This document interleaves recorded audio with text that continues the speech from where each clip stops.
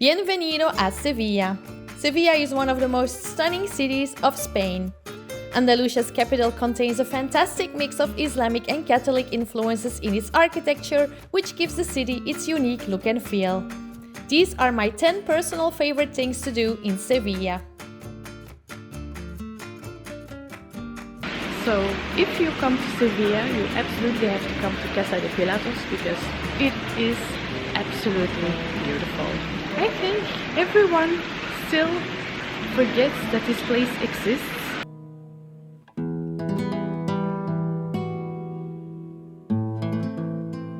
It is one of my favorite places here in Sevilla. It is still a hidden gem. It is 10 o'clock and it's still not that busy. Which is not something you can say of other places to visit in Sevilla at this hour. Casa de Pilatos is an absolute dream to visit. Its elegant courtyard contains an Italian fountain in Renaissance style, surrounded by a gallery formed by white marble columns with beautifully carved arches.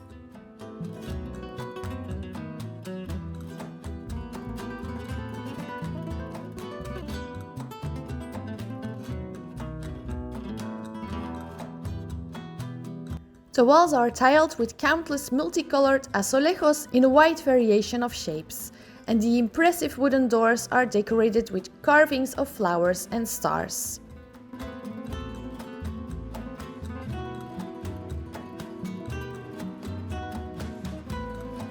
Surrounding the courtyard, there are various rooms to explore with amazing ceilings to admire.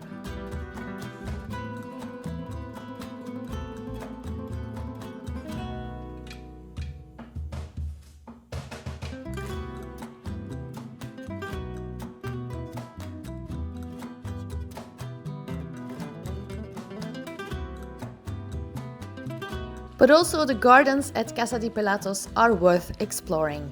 The small garden, called Jardín Chico, houses a pond surrounded by flower pots, beautiful terracotta flooring, decorated with azulejo tiles and cute fountains.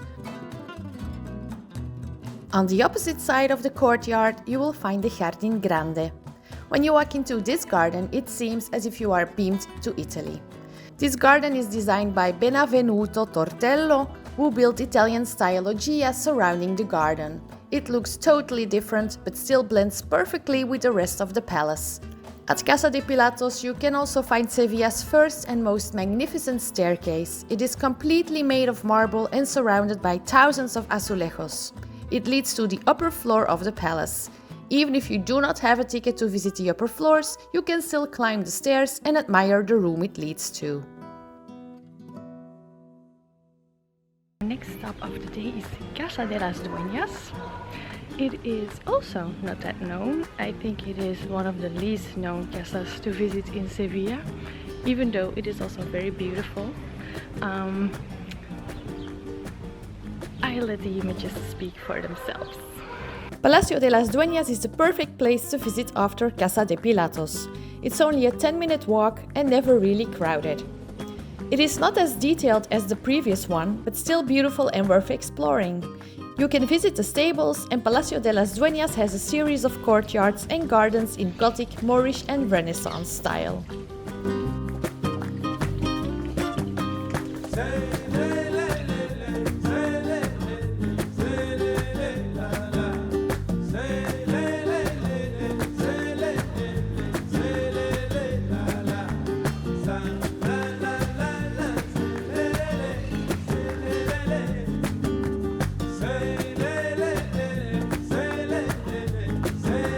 My absolute favorite part is the main courtyard. It is one of the most outstanding Moorish works of art in Sevilla. It has the typical columns, arches and decorative plasterwork of the Gothic mudéjar style.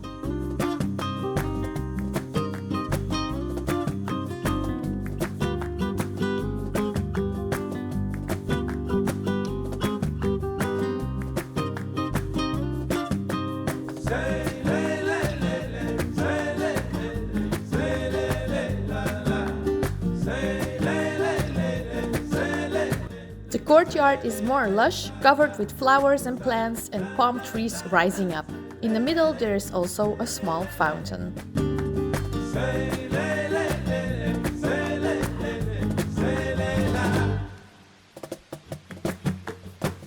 Good morning all! Today I am exploring Plaza de España and I made a new friend. Meet Brittany! Today we are exploring Plaza de España. It is 8 o'clock in the morning because the heat is unbearable, so we decided to go really early so we are not melting away. And look how beautiful it is. Indeed, the best way to explore Plaza de España without a crowd is early in the morning. It is one of the most magnificent squares in the world. It was built for the Ibero-American Exhibition of 1929 to achieve symbolic peace with the former American colonies.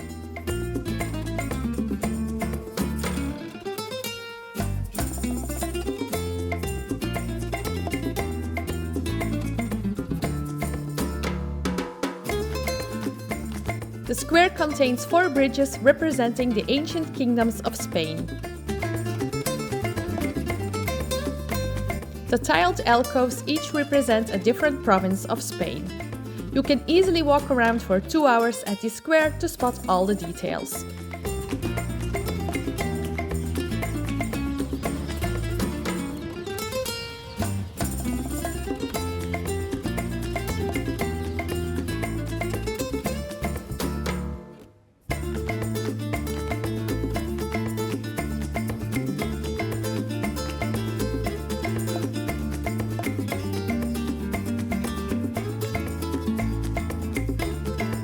And in the evening, you can also find flamenco dancers here.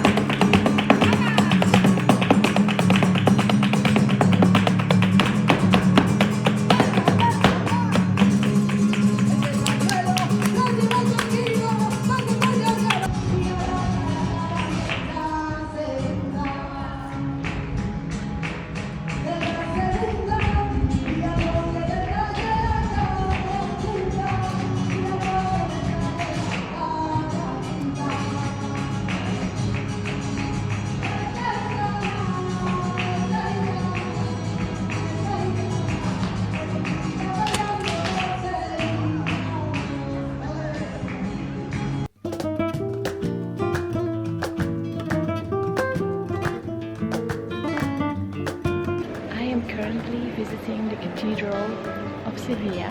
It is one of the most important and biggest cathedrals of Europe. You know, I am not a religious person, but I have to say it is impressive. If you watch the ceiling, there are parts that are really detailed. And I mean, look at this behind me.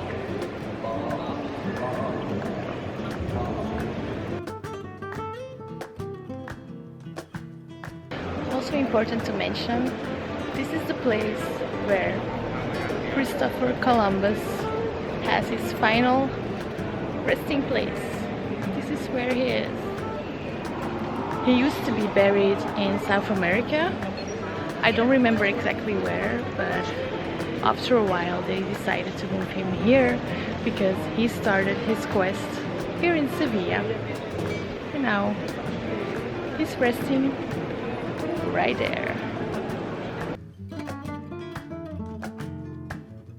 There used to be a mosque here first, but apart from the Paseo de los Naranjos and the Giralda Tower, which you can climb, it got destroyed in the 13th century.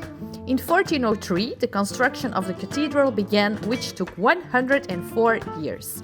The cathedral contains 80 chapels.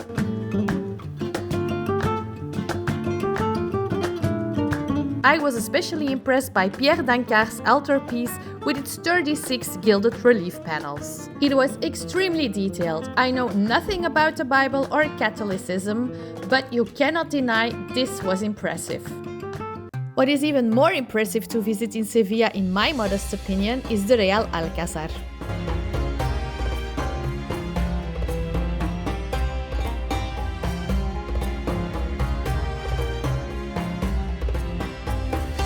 What once started as a Moorish fortification in 913 turned into a Mudéjar palace constructed by King Pedro in the 14th century. The initial Islamic design is nowhere to be seen, but there are plenty of Moorish influences. All the detailed plasterwork, the colorful tiles, the intricate arches, they all take your breath away.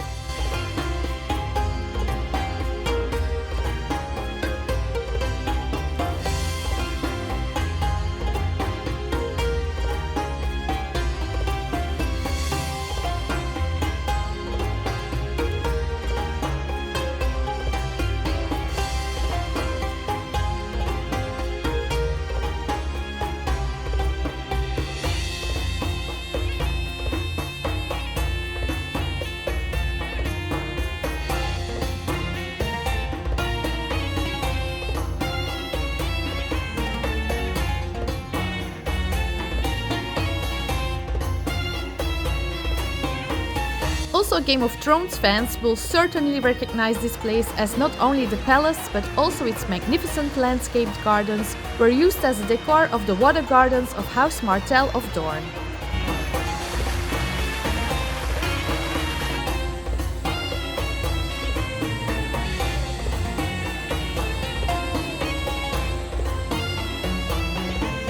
Take your time to explore both the palace and its gardens, because this place is simply magnificent.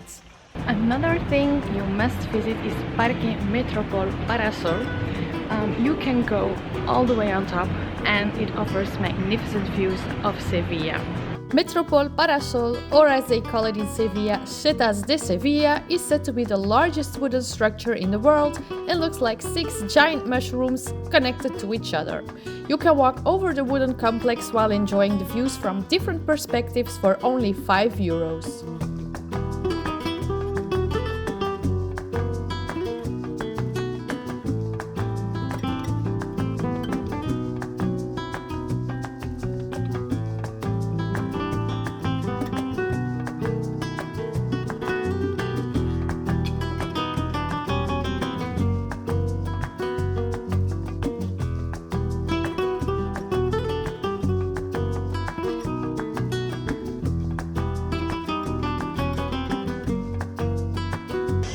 Another thing you can do in Sevilla is climb the Torre del Oro, which you can see behind me. But obviously I am not going to do that currently because the heat, as you can see on my face, is striking. It is currently 45 degrees and the redness, trust me, it is not because I am having a sunburn, it is because it is so hot. And I know I'm crazy to be exploring at the moment, but it is my last complete day and I really wanted to enjoy it, so I am doing the best I can to keep moving and yeah, to keep making videos for you. The Torre del Oro was built by the Almohad Caliphate as a military watchtower by the Guadalquivir River to restrict access to Sevilla. To emphasize the richness of the city, coming from the New World colonies, the tower was decked with gold-colored tiles, earning the name Torre del Oro. Inside you can now find a small maritime museum. Barrio de Santa Cruz is my favorite neighborhood to explore and to stay in Sevilla. This former Jewish quarter is a tourist center housing all of Sevilla's landmarks, but it still kept its charm and also has some quieter areas. You should definitely take a stroll through the Callejón del Agua, along the walls of the Alcazar. This part of the wall had 2 pipes running through it that carried water from the Caños de Carmona to the gardens of the Real Alcazar.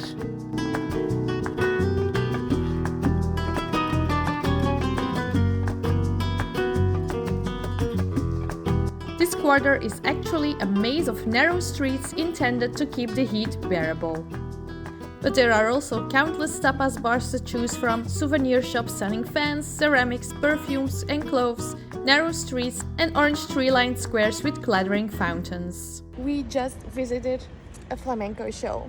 Tell me, what did you think of it? The most spectacular thing I've ever seen. It was so amazing. I am so touched. It is fantastic to see people that are so passionate about something, and I have no words. I mean, I almost started to cry when they started, and now I am so emotional. I know it sounds ridiculous, but it was amazing. And what was it called? Los Gallos. You have to come here. I will tag this place because if you come to Sevilla, you need to see this show for real.